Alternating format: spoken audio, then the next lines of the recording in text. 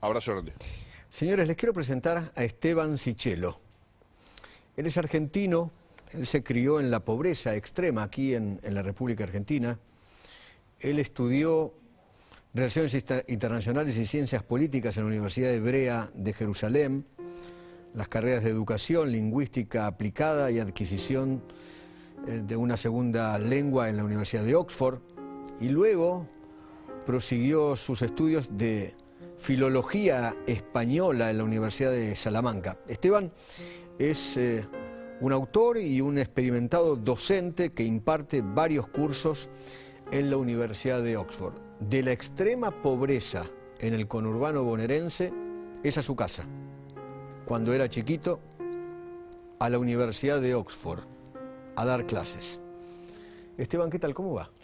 Muy buenas noches, Eduardo. Es un gusto estar con usted en el noticiero de La Nación Más.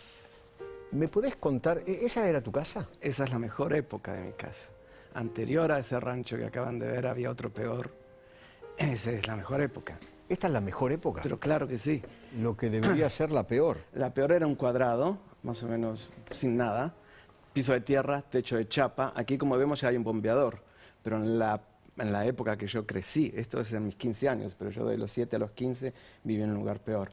El baño era un agujero en el fondo, no teníamos electricidad, no teníamos agua corriente, había que acarrear, escuchaba a Fernando antes, nosotros teníamos que acarrear el agua de unos 150 metros, y yo que soy altísimo como usted, me costaba mucho venir con un palo de escoba con los baldes, pero bueno, esa fue mi infancia y mi adolescencia. ¿Esta casa dónde? Va, si se puede llamar casa, ¿esto cómo lo llamarías? ¿Una choza? Sé, nosotros lo llamamos el ranchito. Es lo que hoy es San Isidro, pero en esa época era un lugar descampado y era bastante difícil, muy difícil. ¿Y cómo nos podés contar? ¿Empezaste a trabajar a los 9? Sí.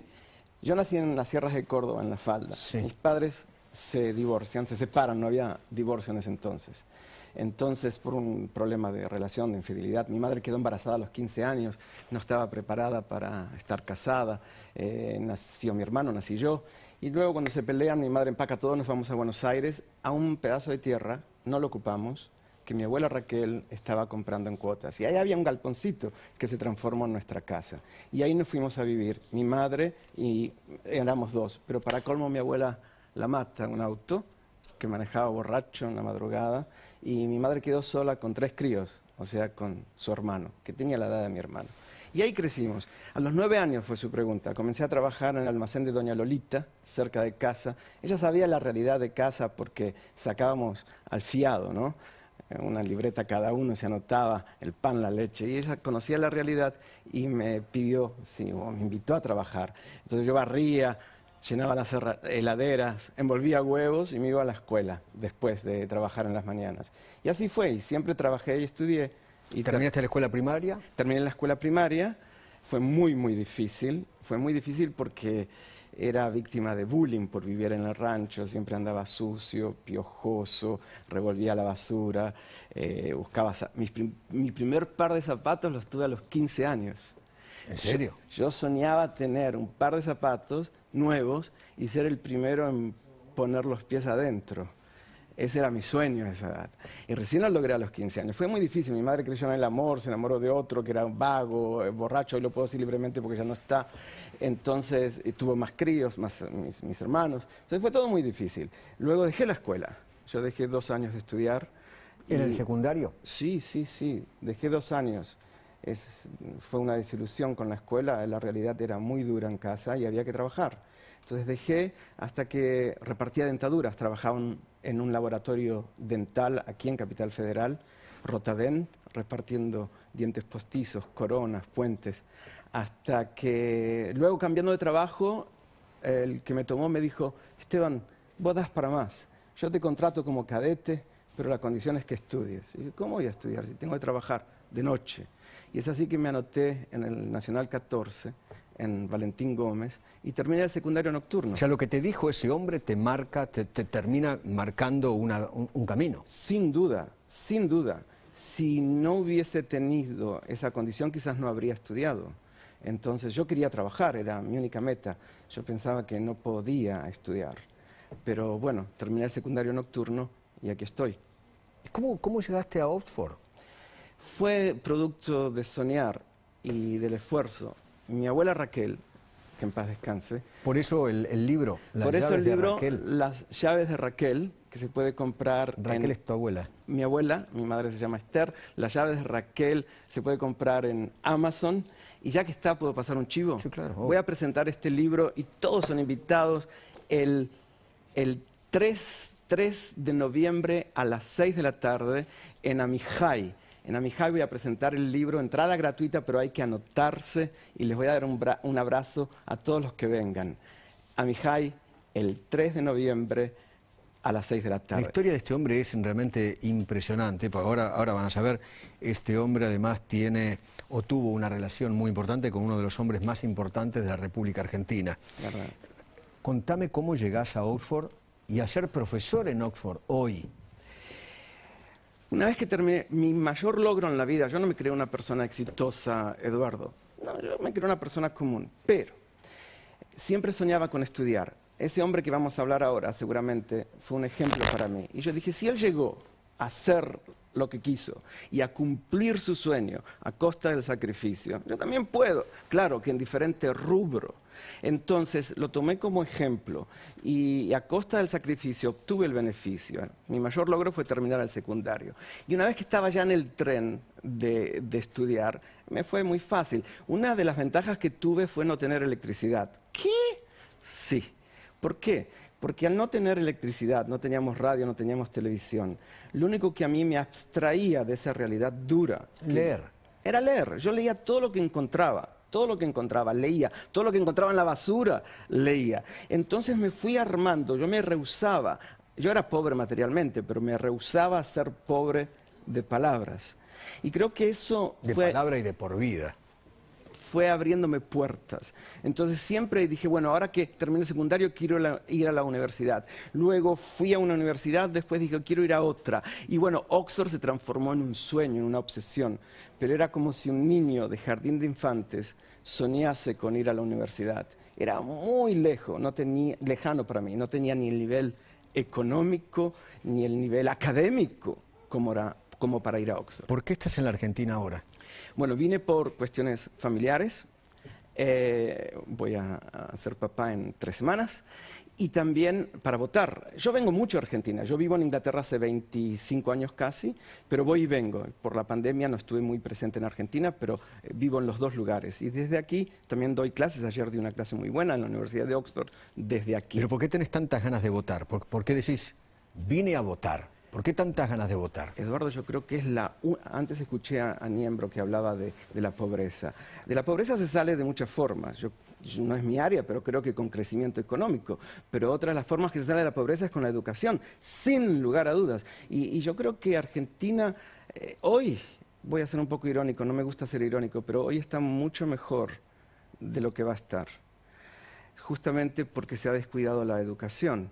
Entonces creo que... O sea, esto va a estar mucho peor dentro de un tiempo. Yo creo que sí, yo estoy recorriendo escuelas, veo a mi sobrina, voy mucho a una villa muy importante, no la nombro porque después se me enojan, y veo que los chicos no trabajan, no estudian, y tienen incluso directores que me escriben, venía a nuestra escuela, y los directores tienen muchos errores de ortografía y de expresión. ¿Qué nos espera? ¿Cómo las empresas van a buscar empleados? Entonces, yo digo, hay que votar y creo que es una de las últimas esperanzas que tiene Argentina para salir del pozo en el que se encuentra. Sí, vine a votar.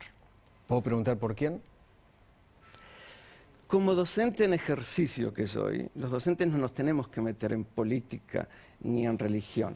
Qué diferente acá, ¿no? A ver, ¿cómo puedo responder esto? Bueno, te voy a responder porque usted es Eduardo Feynman. Le voy a decir por quién no voy a votar. Okay. No voy a votar por ningún partido que en sus filas tenga a candidatos corruptos. No voy a votar por ningún partido que le dé dádivas. Yo soy un ex pobre. Le dé dádivas a los pobres a cambio de los votos.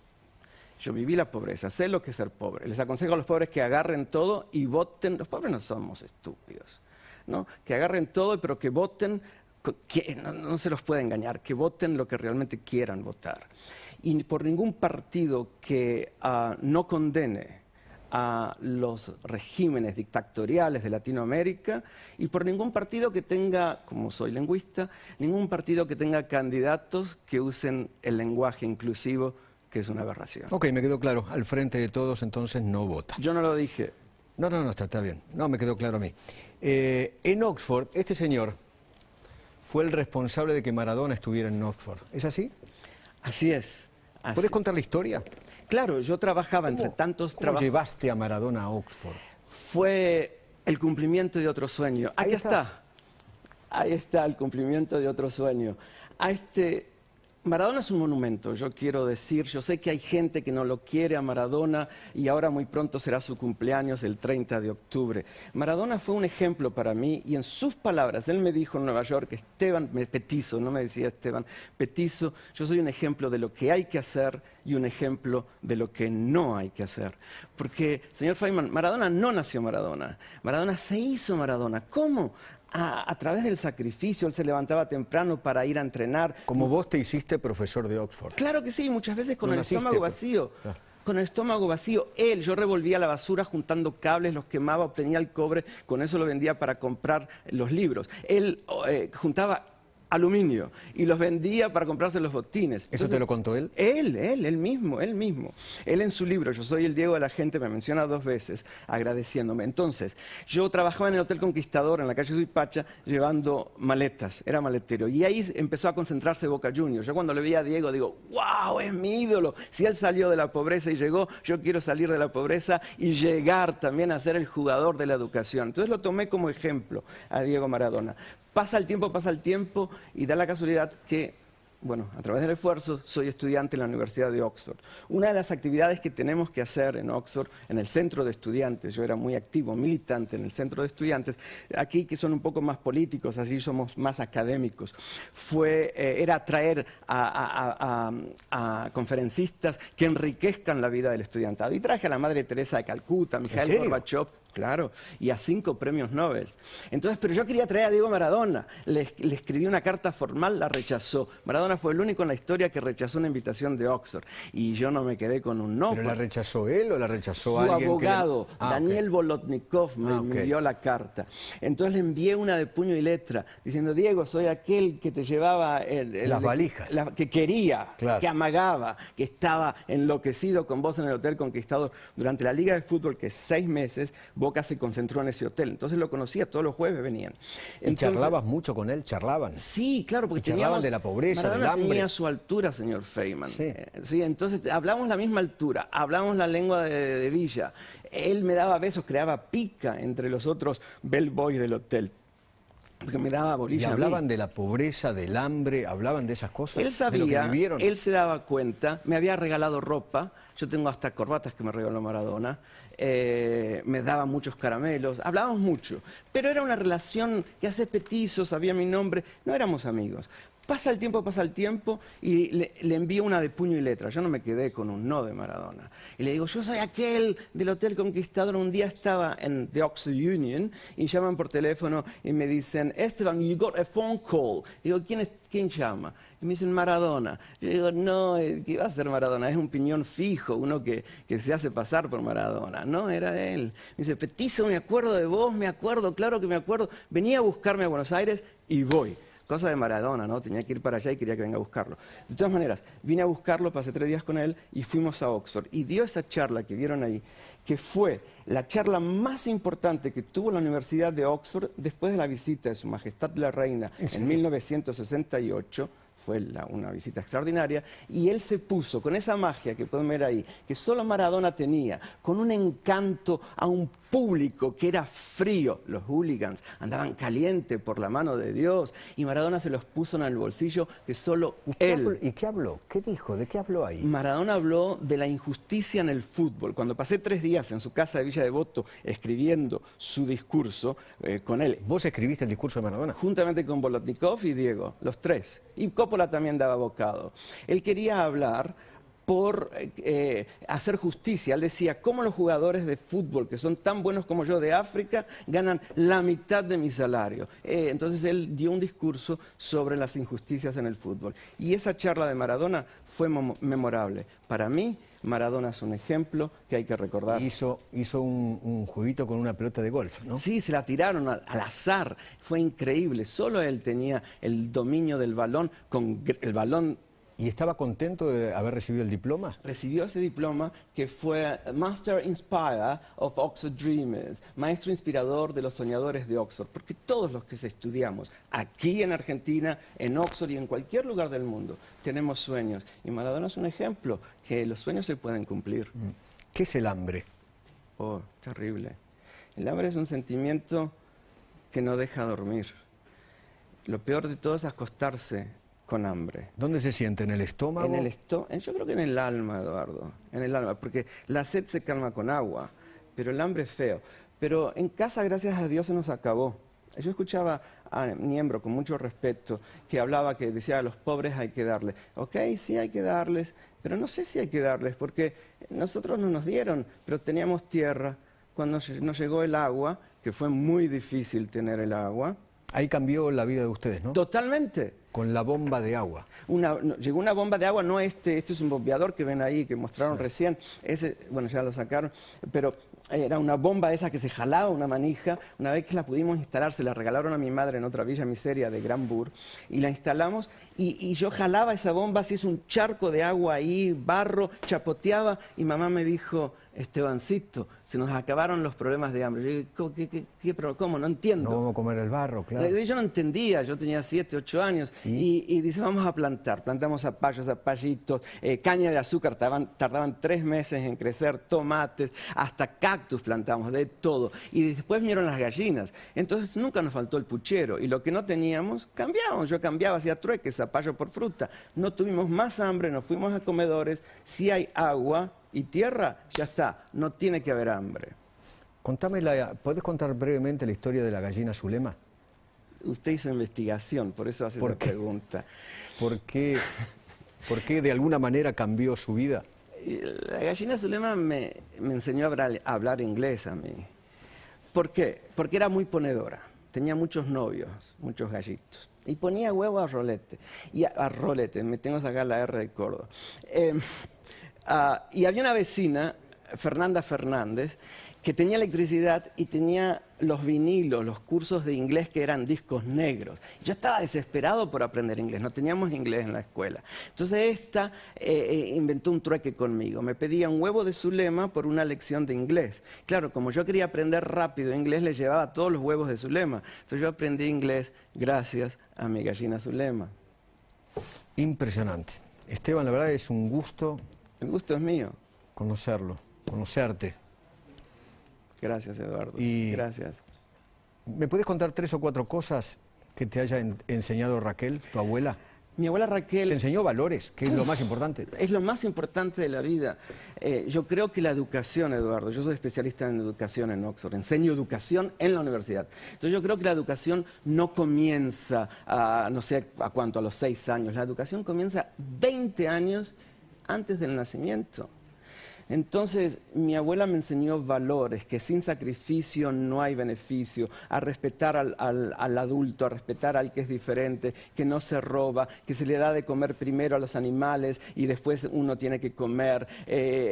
Todos esos valores me lo enseñó mi abuela. Y bueno, están plasmados en este libro, que es la historia de un niño que crece y cómo percibe el mundo a través del lenguaje. Y yo creo que es ideal para niños, para padres, para maestros, para todas las edades. Es un libro autobiográfico que inspira. Muchísimas gracias, Esteban. A usted. Gracias. Les presentamos Ion Positivo, los nuevos barbijos que te brindan verdad.